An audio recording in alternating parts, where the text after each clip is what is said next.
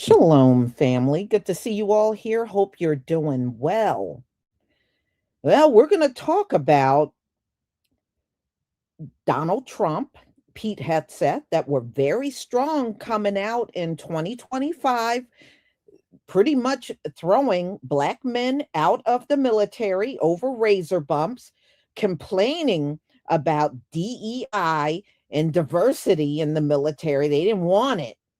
And how he took down monuments that were dedicated to black soldiers that fought in World War I and World War II. All of that was taken down. And Donald Trump, remember, oh, you're going to make the white kids feel bad. Okay, then we won't fight in your war, Donald Trump, from our community because we don't want the white kids to feel bad. Okay, so we'll still use that same logic now.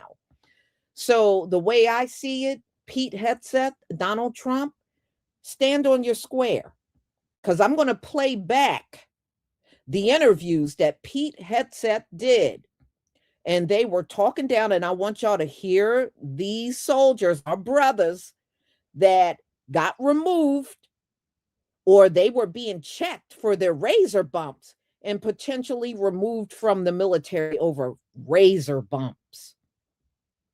And many of these men were in there for years and got thrown out over razor bumps. So, no, you don't get to try to, now that you started an unnecessary war, you don't get to try to drag us back in. But y'all, just watch carefully.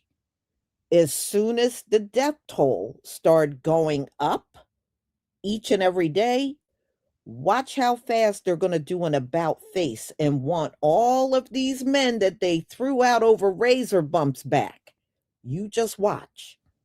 But my brothers and sisters, if they let you go, don't go back. Don't go back. Let these people fend for themselves. Didn't they call themselves the master race? Well, let the master race go fight their own wars. All right. Let me share my screen.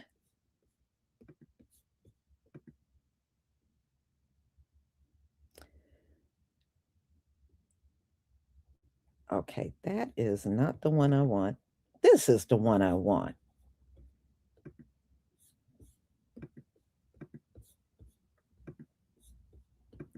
Okay, so let's reminisce on these interviews that Pete Hegseth did. I mean, just hardcore racism. But hey, when racism works in our favor, we don't complain. Okay, we never complain when it works in our favor. All right, y'all. Here we go. Okay, I see the ones. I see them.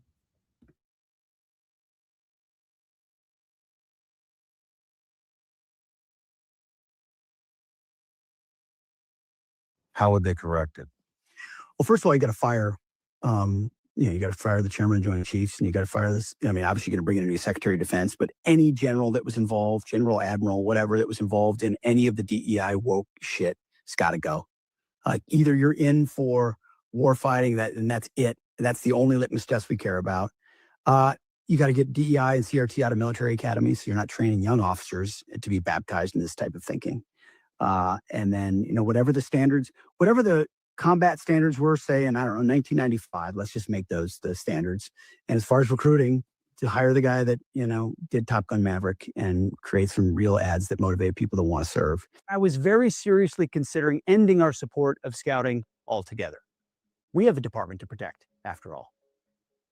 Beyond that, the policies Scouting America have in place violate President Trump's Executive Order 14173, entitled Ending Illegal Discrimination and Restoring Merit-Based Opportunity. I like this mix. There's the watercolor. Has a link. It's that way. It's gonna. Oh my god. Sophia's a scaredy cat. Oh my god, Izzy. I don't want to step up. So did we go up at first, then just go down? Yep. Then you guys made the right choice. So you keep double checking your map to make sure you're going in the right direction. The quote, citizen in society merit badge that encouraged scouts to explore diversity, equity, inclusion, and identity. They always mask it under a name that sounds great, but soon something else. And then asks those scouts to engage in activism on those topics. That badge has been discontinued. Scouting America will modify its policy to make clear that membership will be based solely on biological sex at birth and not gender identity. That means that the application, any application, will have only 2 sex designations, male and female, and the application must match the applicant's birth certificate. Every single policy that this administration has been putting together has an intentional impact to, yes, we know to other minorities, but specifically for Black Americans. Specifically, let me give you an example. So Pete Hegseth, your defense leader, the one who was drunk texting everyone about a military action that was supposed to be secret. So he had top military individuals go through and review all their grooming policies. Because we want to make sure that our military is up to standard. So grooming is critical to the success of you completing a mission. Nevertheless, in this policy, so they have a new policy, and the policy specifically addresses grooming from the standpoint of, we know military men are generally close shaven.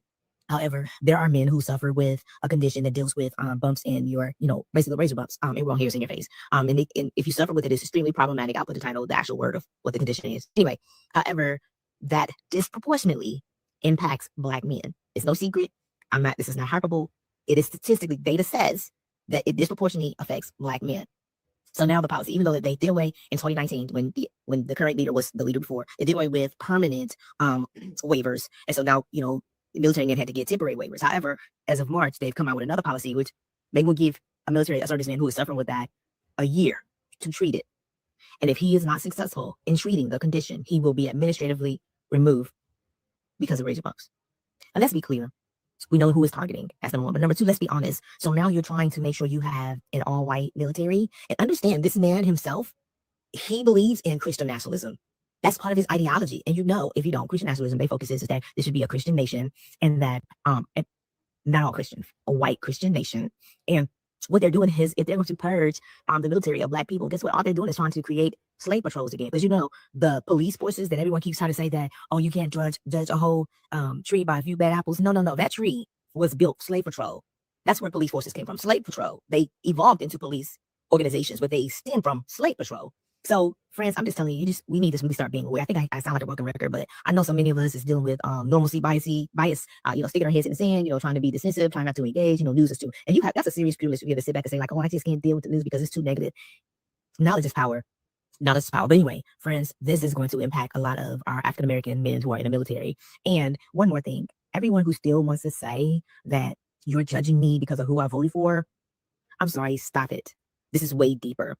And if you're still in support of this administration, I am sorry. You are a racist. You are a person who is exhibiting racist behavior. And that's deep rooted.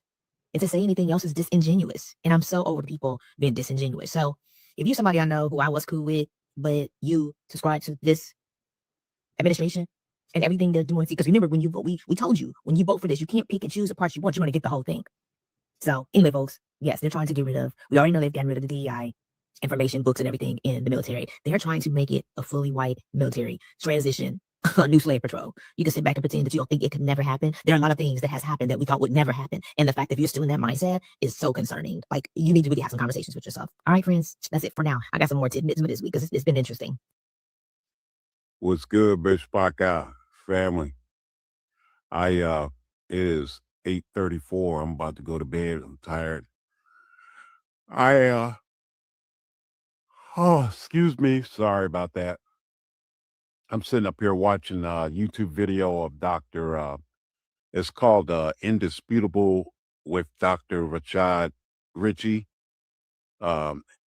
It's talking about discriminatory shaving policy can get Black Marines booted over razor bumps. I had that when I was in the Army. I joined the Army back in March of '81. And I never had to shave, and I got the scars from shaving when I was messing with my dad's razor, them old time razors that you had to drop the razor in there and open it up and then close it and get the one blade in there, slice you up like dinner meat. I was 14 and I naturally a 14-year-old, we played outside a lot in the sun and I got dark, but my hair's turned blonde. Kind of calling me a bumblebee, yeah. And as a kid, I was like, I didn't want to be teased. I didn't like that one. So I said, I'm gonna shave my beard off. I had peach fuzz. I just had peach fuzz. And I went in the bathroom and used my dad's razor. I came out bleeding like a mother. Oh, I remember my mom and dad was in we had a bi-level home. Our kitchen was upstairs and the living room was upstairs. And I came out of the main bathroom upstairs, the big one, and went down there and I had tissue all over my face. They were like, my mom was like, I knew you was in there too long. What were you doing in there? Blood all on my face. As I was trying to shave my beard off, my dad was like looking at me like, boy, you should have just waited. I told you about this, that, the other. But anyway, I was watching this video and I remember the policy it was when I was in the military. They made you shave, even boot camp. We had to shave in boot camp. And they give you track 2 razors. And, I was 19 when I came in. And the last time I touched a razor was my dad's razor when I was 14. So I was trying to, I had to shave. They didn't want to allow no hair on your face. So I thought about this, this policy back then. My face would get bumped up. I had razor bumps really bad. I'm under my neck and stuff. And they would just, it was irritated. It was sore. And so I had to go to profile to go see it. I had to go through a lot of stuff, go see back and back, or give me temporary profiles, not to shave for a day or two. And then eventually I got to my first assignment and I complained about it. And what I used to do, what I did back then, and I've seen some soldiers had beards, they were way more ranked than me. They had higher rank than me, but they were black guys and they had little lightweight beards like I got now, the same length I have now. And I was wondering how they got that. And somebody told me how they got a profile. And they said, if it's bad enough, you get a permanent profile. I was like, cool. So I got a profile. I went to do the steps to go through it. And they said, well, you got to come back after 2 weeks. And what I used to do is wake up in the morning, wash my face, brush my teeth and all that. And I would just let my face dry out. Just let it dry out. No lotion or nothing. And, black folks, we get ashy when we dry out. Y'all see my monkey knuckles sometimes on videos, how white they can get. Well, my neck was the same way, and I was shaved when I'm dry. And boy, it looked bad. But I had a purpose. So, I went to the office like that to see the doctor like that. Most of them were white and they looked like, oh my goodness, geez, hold your neck up, Oh man, so I played it and it worked for me. I had a couple visits like, you come back next week, let me see. Apparently, I will be separating from the military, at least according to the Pentagon's latest memo signed by Pete Hegseth. They're basically instructing all of the commanders to separate any members who require a medical shaving waiver for more than a year. Anyone who's on a medical shaving waiver is supposed to be put on a treatment plan. If after a year they still require that treatment plan, they're instructed to separate the members. I think this is incredibly telling because a lot of the members that have medical shaving waivers have this skin condition, something that affects 3 out of 5 Black men, in which it is incredibly painful. The hair grows in and it curls. Right? It goes in and it curls back and it makes it really painful to try to shave that hair. You really can't get a clean shave without really bloodying up and scarring your face. But that doesn't seem to matter. This is a move that feels very targeted for Black male service members. I don't know how the hair on my face impacts the mission.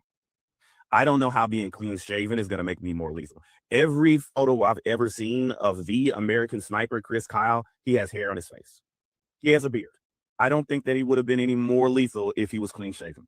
This move comes right on the heels of separating all the service members that were trans. I don't know how else to read this other than it's don't really want Black men to serve anymore. Seems like they have another demographic in mind they prefer.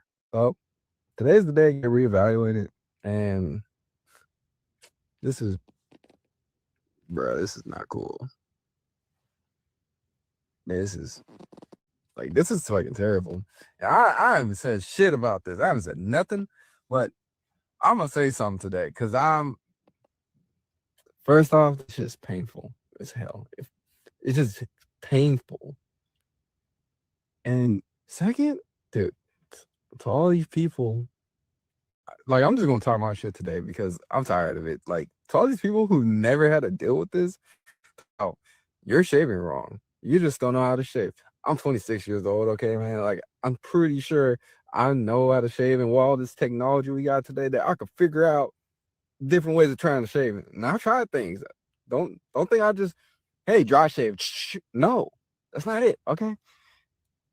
Hey, Whisker Man here. Just wanted to give my 2 cents about this new policy for the Marines, brown, black people, and other races suffering from shaving bumps, razor bumps, ingrown hairs. They have to maintain a strict grooming policy. And if they have these razor bumps, they run the risk of being discharged and booted out from service and from their positions. And Whisker has been at the forefront. We have not been new to this fight. We've been around for 6, 7, 8 years, donating to Operation Homefront. We even started Operation End Razor Bumps. And so I would just wanted to just put that out there and tell the servicemen, particularly, that you have our support. We're still working with other nonprofits that send care packages and hygienic grooming packages. And we want to send more whisker brushes to you guys to show you that we appreciate you and we honor you and we're grateful to you. And despite this egregious and unfortunate policy, that there are solutions out there. I invented the whisker many, many years ago.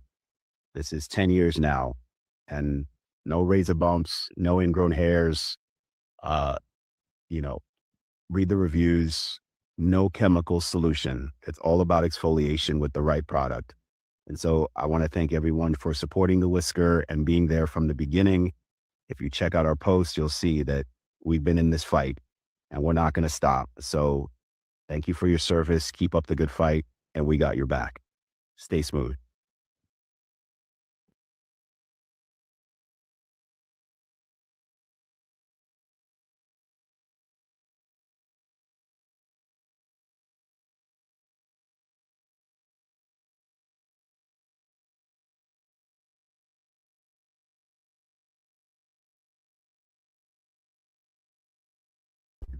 No, this goes to my first live. Let the white man fight his own war. He starts all the wars, let him fight the war.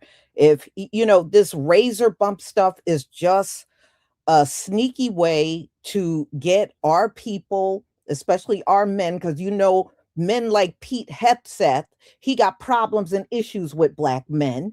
And since they got such a problem with us, when they put you out, y'all just leave. Just leave. And see, let me just tell you something. I know what I'm talking about. When the bodies start piling up, they're going to all of a sudden revisit this whole thing and have a whole different attitude about it. Don't fold.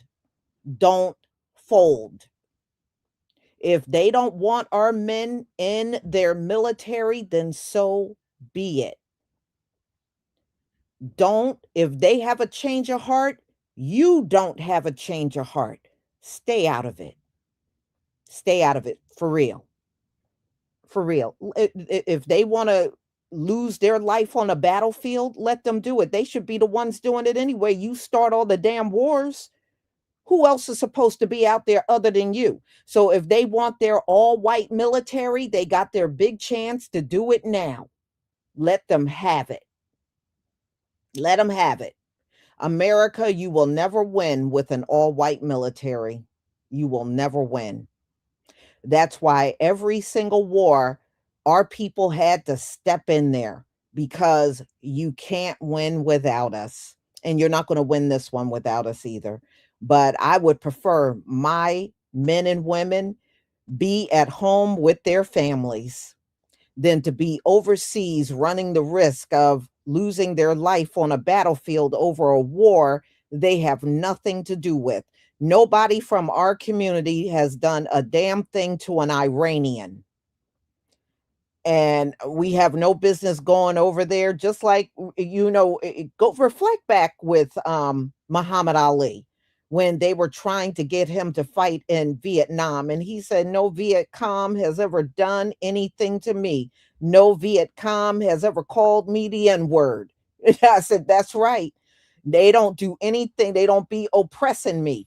And that's exactly right. We don't have issues with Iranians because I doubt if many of you encounter them. It's not really that many Iranians in the US. Yeah, there's some Iranians here as immigrants, but it's not a lot of them. So chances are you're not going to encounter these people, not unless you live in a certain area where they live. If not, you don't really encounter them. I worked with one Iranian woman. Actually, she and I got along real well. I remember her name was Suji, and she was from Iran. And I remember one day we were working together, and she said to me, she says, nothing I was told about Black people is true. She said, nothing I was told about y'all is true. And, we worked briefly together. Eventually, I had left the job. And I remember she was so upset when I left because I got hired for another position with more money. And I remember she was so upset that I was leaving. But y'all know, if Pete Hegseth and Donald Trump want their all-white military based on merit, ain't nothing up in this damn place based on merit. Everything's based on race in America. Nothing is based on no damn merit. That's just fantasy talk. So if that's what they want, let them have their all-white military, y'all. Let them have at it. But when they start losing big, don't let them try to drag us into it. That's all I'm saying. We got to stand 10 toes down and hold strong against anything they want as far as us fighting in a war. Plain and simple. It is not our problem. Every time they get into some altercation with another country, it is not our problem. Shit, we can't even get reparations from you. But it's not okay to give us reparations, but it's okay for us to go somewhere overseas and shed our blood. Y'all can go straight to hell. For real. So, y'all, I'm going to go ahead and conclude. I do have one more live, and the very next day after Donald Trump and Israel went and bombed Iran, he was boasting on Truth Social about his poll numbers went up. So you don't care that people are losing their lives. You care about your poll numbers going up. This man is so petty. And you know how he talks. Oh, I got the highest poll numbers that any president's ever had. He sounds like a damn kid. Any president ever had. Nobody's ever had higher poll numbers than me. So anyway, we're going to talk about that. And other people are bringing out other poll numbers dragging him. So you'll see that at 3:45. I hope to see you there. Thank you for being here. Thank you for your support, ladies and gentlemen. And, I just, when I was watching the blood moon, I prayed, and I prayed for our safety. You got a war going on during the longest blood moon. The blood moon, they didn't lie, y'all. The blood moon stayed red for 58 straight minutes. I sat up and watched the whole thing. 58 straight minutes. It stayed red. It stayed red. And I was watching, and the whole time I was praying. I was praying the Most High make us the head, the Gentiles the tail. I prayed for the casualties among our people to be low if they have to fight in the war. I prayed for our people's safety in the land. And I prayed for our inheritance. I prayed for the Most High to remember the covenant that he made with us. Yes, I asked for my inheritance. I asked for hell. I asked for your inheritance, for all of you to have your inheritance, and for us to get on with life in the kingdom. Because I'm sick of this damn Gentile world, and I'm sick of the rulership of the Gentiles. I am sick of the whole thing. So, yes, I did some serious praying during that 58 minutes, and I'm glad I did. So, y'all enjoy the rest of your afternoon, and I will see you at 3:45. Shalom, family.